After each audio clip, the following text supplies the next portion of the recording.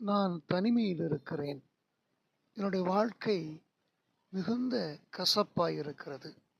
எனக்கு துணை செய்வதற்கோ, என் காரியங்களை விசாரிப்பதற்கோ, என் வாழ்க்கையிலே சில நன்மைகள் பெறுவதற்கு, சில உதவிகள் பெறுவதற்கோ யாருமே இல்லை என்று சொல்லி பலவிதமான கவலையோடு, பலவிதமான பயத்தோடு, பலவிதமான திகிலோடு அமர்ந்து கொண்டிருக்கிறீர்களா? என் வாழ்க்கையில் ஒரு நன்மை நடக்கவில்லை, என் குடும்பத்தில் எந்த நன்மை நடக்குமோ நடக்காதோ என்று எதிர்பார்த்து மிகுந்த புலப்பத்தோடு இருக்கிறீர்களோ? பயப்படாதிருங்கள், புலம்பாதிருங்கள். நான் உங்களுக்கு ஒரு காரியத்தை சொல்லுகிறேன்.